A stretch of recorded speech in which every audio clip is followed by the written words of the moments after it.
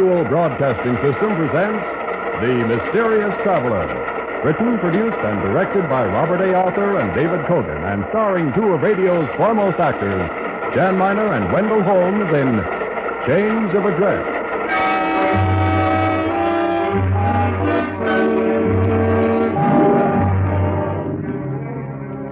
This is the Mysterious Traveler, inviting you to join me on another journey into the realm of the strange and the terrifying. I hope you will enjoy the trip, that it will thrill you a little and chill you a little. So settle back, get a good grip on your nerves, and be comfortable, if you can, as we meet a gentleman who's just found exactly the house he's been looking for. I call his story Change of Address.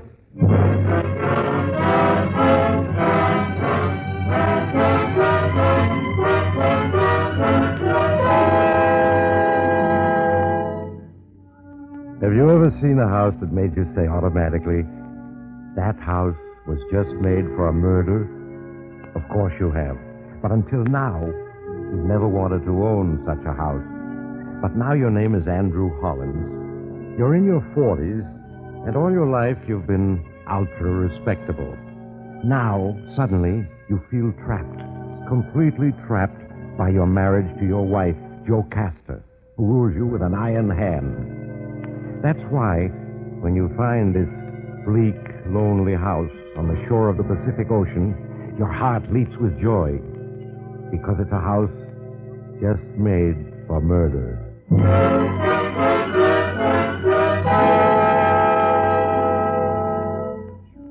But your story really starts many weeks before that, and many thousand miles away, in another house, your ugly, uncomfortable home in Philadelphia.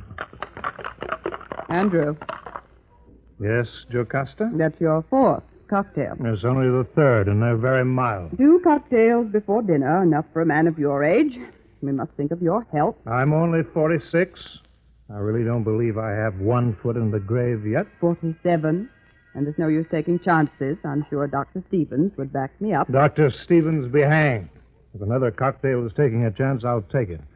All my life I've lived safely and soberly. I feel as if I'd spent 47 years in a prison cell. Been about as exciting. There. Andrew. You're in a very strange mood. Worried about you. Perhaps you need a tonic. Oh, yes, I do, Jocasta. I do need a tonic. An exciting one. Or a vacation. Perhaps a little change of scene. And we must consult Dr. Stevens. By all means, let's consult Dr. Stevens. He's had a pill ready for every emergency in the last quarter of a century. Let's see what he prescribes now. You must go see him tomorrow, Andrew. I will call and make the appointment. Now, please, go dress for dinner. You go up to your room, Andrew. What's the use of rebelling? You're caught in a rut, like so many men are caught, and there's no getting out of it. You stand staring at yourself in the mirror. 47, but well-preserved, good-looking still capable of playing a man's part in the world, if you had the chance. Then your thoughts are interrupted by a sound from the next room, Jocasta's room. You know Jocasta's downstairs telephoning. You tiptoe to the connecting door, open it quietly, and look in. You see Julie, your wife's personal maid, opening the little wall safe where Jocasta keeps her jewelry. She spins the dial back and forth in a professional manner, and the safe opens. At last, you speak. Well, Julie. Mr. Holland. Ah, so you're more than a lady's maid, huh, Julie? You're also a thief. Oh, no, Miss Holland. Mrs. Hollins asked me to get out her necklace. Mrs. Hollins doesn't trust anyone with a combination to that safe. She's a very cautious woman, Julie. All right, Mr. Hollins. So she didn't ask me to get out the necklace. So I just saw the safe open, and I was closing it. There. It's shut. And you can't prove anything. You're not so smart. You should have waited till I stole something if you want to arrest me. Well, I didn't think of that. I was just wondering why you were doing it. I'm not in the mood for writing confession stories. I'll go get my things and leave. I'm quitting this job, and you can tell Mrs. Hollins anything you want. I don't much care to tell Mrs. Hollins anything. Fine and dandy, then we won't have any scenes. Goodbye, Mr. Hollins. I'm sorry for this, Julie. Sorry for you, I mean. Save your sorrow. I'm sorry for you. You're sorry for me? Why? If you don't know, it's too late to tell you. I'm going. No, wait. Yes? I mean, I want to talk to you, Julie. Not now. Later. Huh? About what? I don't know. I just want to talk to you. All right, Mr. Hollins. Meet me tomorrow. About 5? The cocktail lounge at the Midtown Hotel. So Julie leaves, and you, Andrew, wait until the next afternoon with much anticipation. It's the first unconventional thing you've done in 25 years, keep an appointment with a woman not your wife. And a thief at that. Well, Mr. Hollins, you showed up. Well, didn't you expect me to? Frankly, no. Why? Why, what? Why did you want to see me? I wanted to ask you what you meant But why? by saying that you were sorry for me. You really don't know. Well, maybe I can guess, but tell me. You're a rather attractive man, Mr. Hollins. Well, thank you. I mean it. Of course, you're as stuffy as an old horsehair sofa. Thank you again. Well, you are, you know. Yes, I suppose I am. In fact, just recently, I've become unpleasantly aware that I am. Well, you're a rather attractive man married to that woman unable to call a breath your own, so I'm sorry for you. I can't help wondering how you'd have turned out if you'd married someone different. I can't help wondering myself. Well, then there's hope for you yet. Listen to that, To Mr. Andrew Hollins. He is hoping. Right. But, Julie, here's hoping what? He is hoping you get a little fun out of life. Everybody's entitled to some fun before they die. Of course. Look at me. Why? I'm a thief, sure. Sometimes. I started out straight.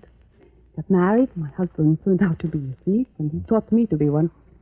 We made a good team. Until he got killed. I see. And then I tried going straight. And when I took the job with your wife, I really meant to reform, but she drove me to it. I couldn't stand. I wanted to steal her jewels just to show her. I suppose it doesn't sound sensible. But it does. I know exactly how you feel. You do? Yes. Yes, I do. Why, I think I hate Jocasta.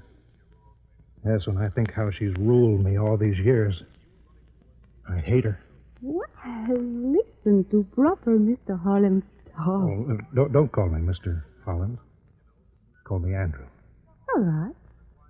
Andrew, you and I will have to see more of each other. We seem to have something in common.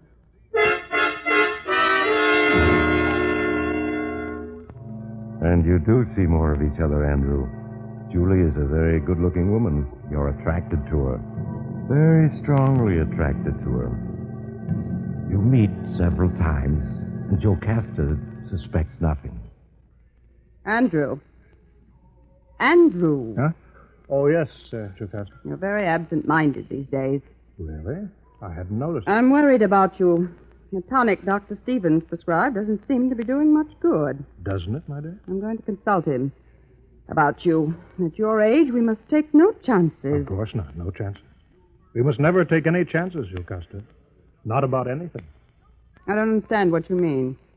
It's not sensible to take chances. Of course not. Everybody knows that. Well, you're talking queerly, too.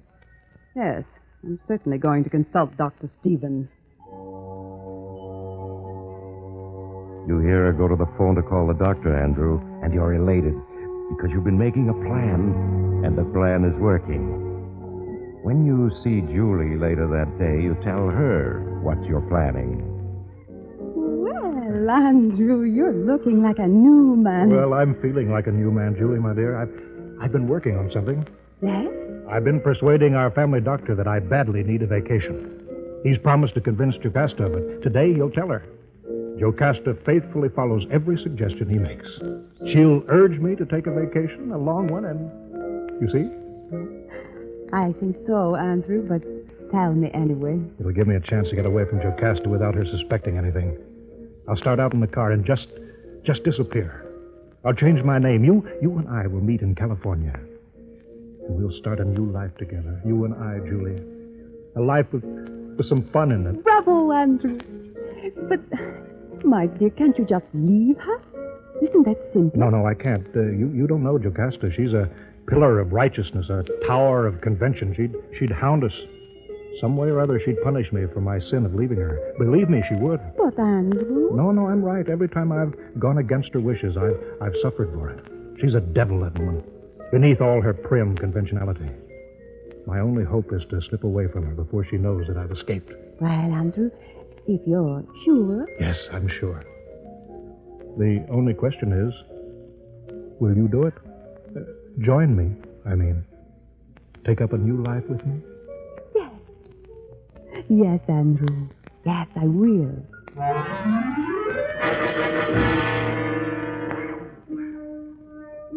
So it's all arranged, Andrew. You're going to make a clean break with your old life. With Jocasta, everything. When you stop to think, it seems a little fantastic. You falling in love with Julie, a thief, and she with you. But it's happened, and it's your chance, as Julie says, at last to get some fun out of life. That night, Jocasta brings up the subject of your vacation. Oh, Andrew.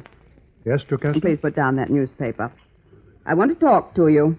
Very well, my dear. I saw Dr. Stevens today. Oh, yes? What did he say? Well, he said that in his opinion you were on the verge of a nervous breakdown. Ah, nonsense. Run down, perhaps, but that's all. I respect Dr. Stevens' opinion. You must take no chances. Now, he recommends that you take a vacation. Indeed? What kind? With something completely different from your life here in Philadelphia. He suggested a long motor tour, perhaps a few months in California. Absurd, Jocasta, absurd. I wouldn't dream of any such thing. Dr. Stevens says it's necessary, so it is all settled. We will leave in a week. We will leave? Of course, Andrew. I'm going with you to look after you. You are in no condition these days to be left alone.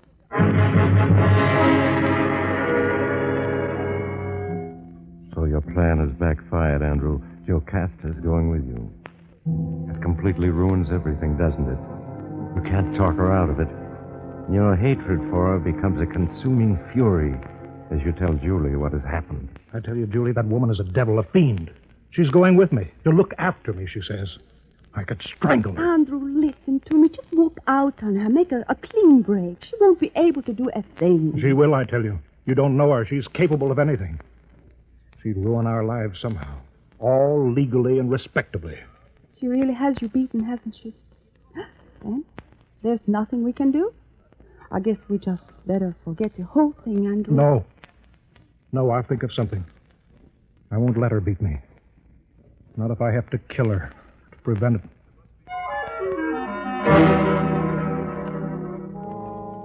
There, Andrew, you've said it. It's out. Subconsciously, you've wanted Jocasta dead for years.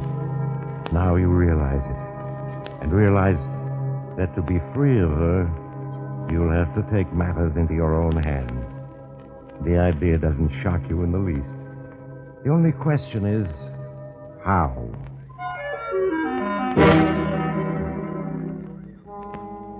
You don't know how, but you're determined to find a way. You arrange with Julie to go to San Francisco and wait to hear from you. Then you and Jocasta start out by car. You drive across the country, wondering every hour how you can kill Jocasta and get away with it. You reach California. You're desperate. Your hatred for Jocasta is almost too much to conceal. Then you find it. Mr. Smalley, the real estate agent from the tiny seacoast town of Port Oro, shows it to you. The house. The house that was made for murder. There it is, folks. There it is. The house I was telling you about. Villa Vista. Isolated, an ocean view, beach of your own. Quiet, seclusion, sea air. Just the thing the doctor ordered. Well, it doesn't look too bad at that, does it, Jocasta? Are you out of your mind, Andrew? That house is the last place in the world I would live in. Oh, come now, Jocasta. It needs painting, fixing up. Otherwise, it wouldn't be available these days, would it, Mr. Smalley? Certainly not, Mr. Hollins. There's a housing shortage these days. And inside, Mrs. Hollins, it's very snug and modern. Really it is. Besides, my dear, look at the ocean, the beach. The ocean is cold and gray. I always thought the Pacific was blue. The beach is stony and dirty. I see nothing whatever to attract me to this habitation. Well, we mustn't be hasty, darling. At least, let us see the inside. And so the little real estate agent shows you through the house, Andrew.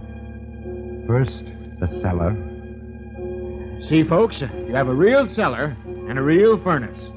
Anytime it gets a little chilly, just light up a fire, and there you are, snug and warm. Cellar has dirt floor. Damp, too. Very unhealthy. Then the first floor, and finally the second floor. Then Mr. Smalley waits for your decision. My answer is no, Andrew. Positively no. Now, this house is not made to be lived in. Why, it's only fit for a murder.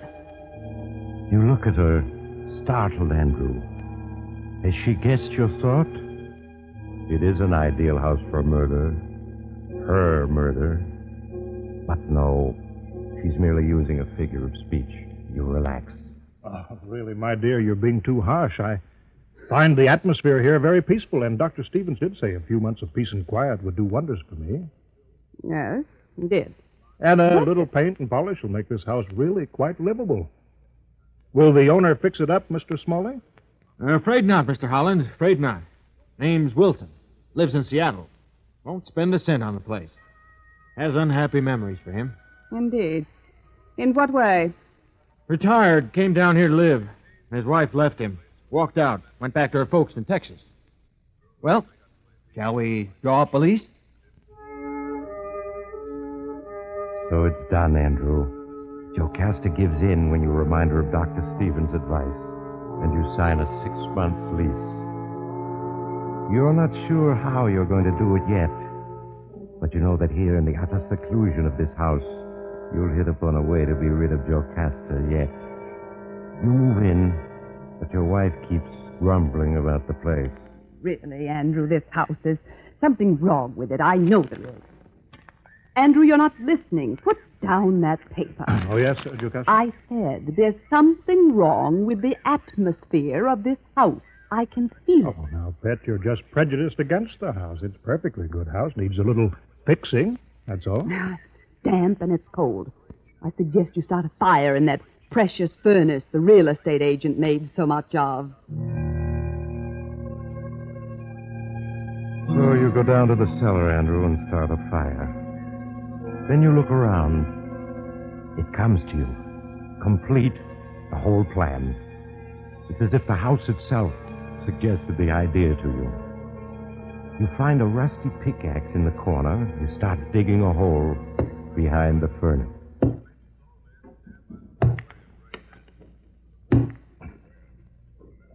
Andrew? Andrew, what in the world are you doing? Just digging a hole, my dear, to drain off the dampness. It'll take more than that. That cellar needs a cement floor. Indeed it does. Someday it shall have one. I promise you that.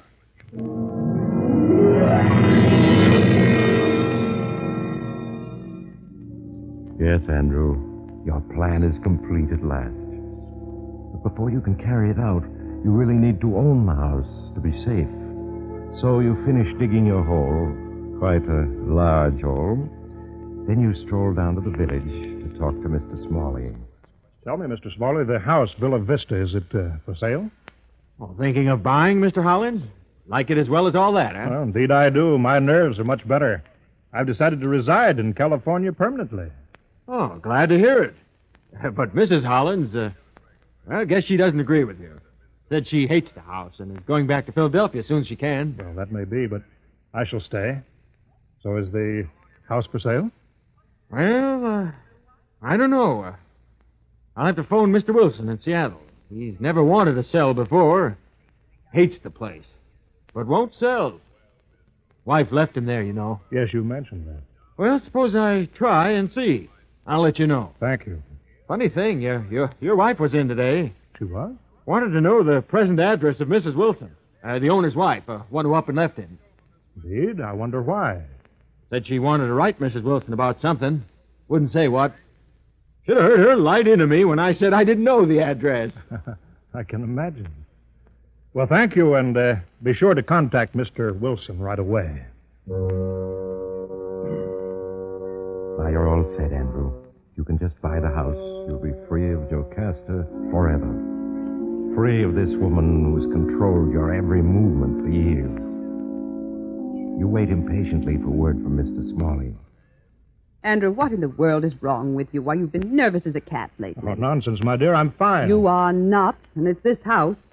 It's made your nerves worse, and we're leaving it very soon. I'm afraid we can't. We have a 6 months lease. And I say we will leave.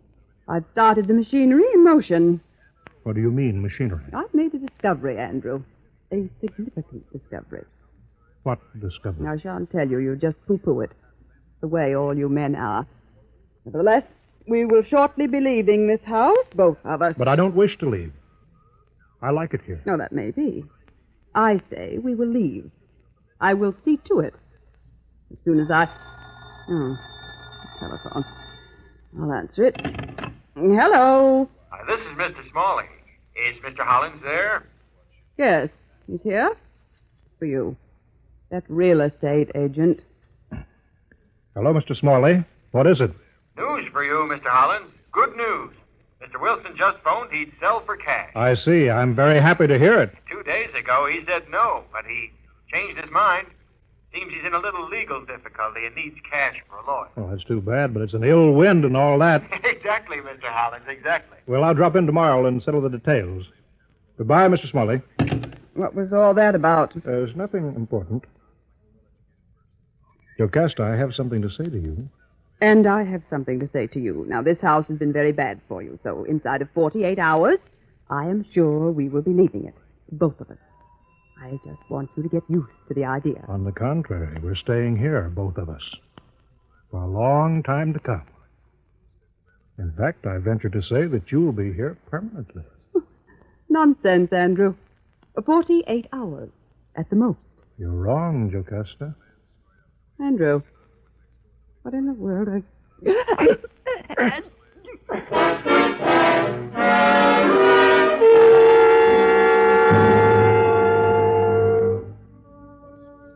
It's over, Andrew. It's finished. Jocasta is dead. You've killed her. Now she's safely buried in the cellar behind the furnace, the dirt smoothed over, packed hard, leaving not a sign. You feel like a new man, free, exultant. You pack her things. Next morning you take them to the freight office, ship them back to Philadelphia. Then you drop in to see Mr. Smalley, give him a check for the house, and casually mention that you quarreled with your wife and she's left you, gone back to Philadelphia. You don't say. Well, now, Mr. Hollins, guess women just don't like that house. Well, perhaps the house doesn't like women, Mr. Smalley. Perhaps the house doesn't like women. Very apt, Mr. Hollins, very apt.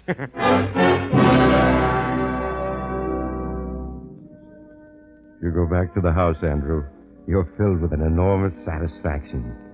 You're free. There's a new life ahead for you. For you and Julie. You call her on the phone in San Francisco. Andrew, it's so good to hear from you. I've waited so long. Yes, I know, darling, but it's all right now. Jocasta's left me, walked out on me, gone back to Philadelphia. Oh, that's wonderful. So we'll be together soon, very soon. How count the days, Andrew? She spoke of a divorce. It won't take long, and then we'll... Oh, excuse me. Someone's at the door. Hold on a minute, Julie, will you?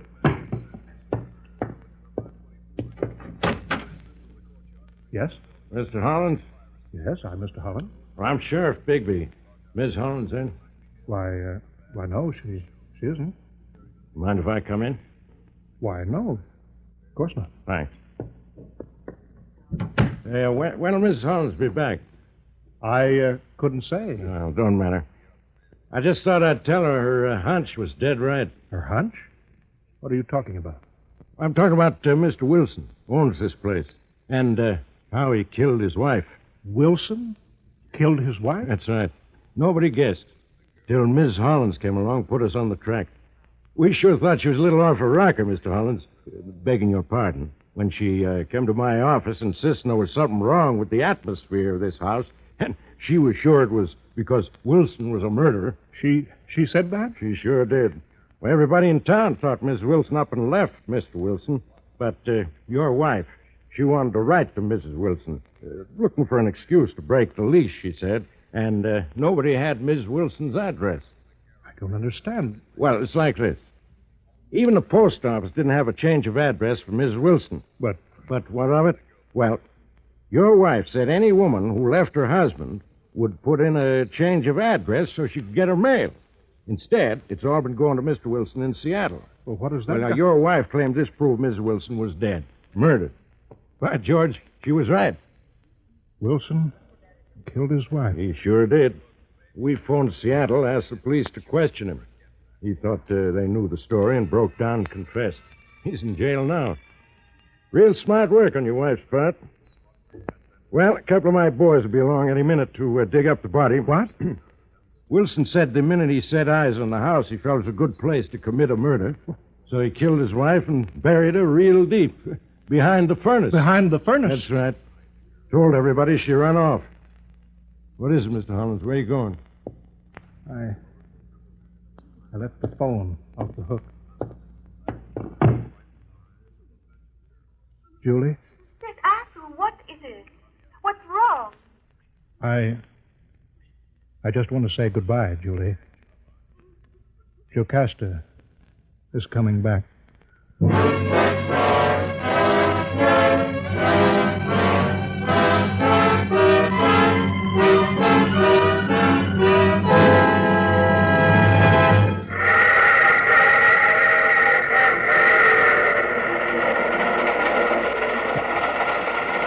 This is the mysterious traveler again. Poor Andrew.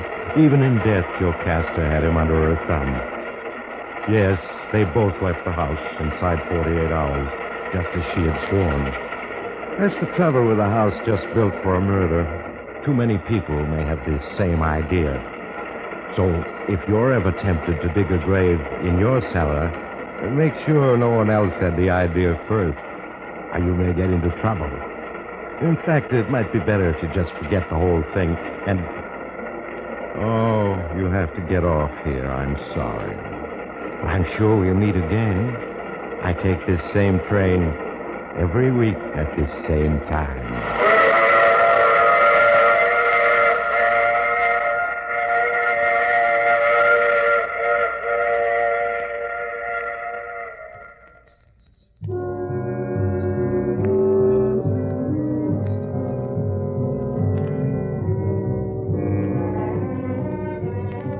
You have just heard The Mysterious Traveler.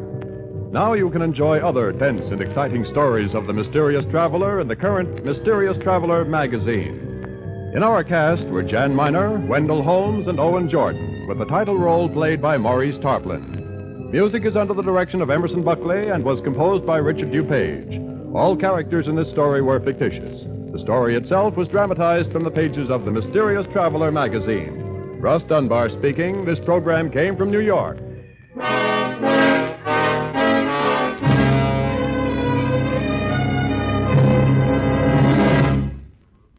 Every day, the news is different. And every day, Mutual presents veteran reporters with the latest headlines. Weeknights, hear Gabriel Heater, Bill Henry, and Frank Edwards. Saturday and Sunday evenings, don't miss famed expert Cecil Brown and the news. This is the Mutual Broadcasting System.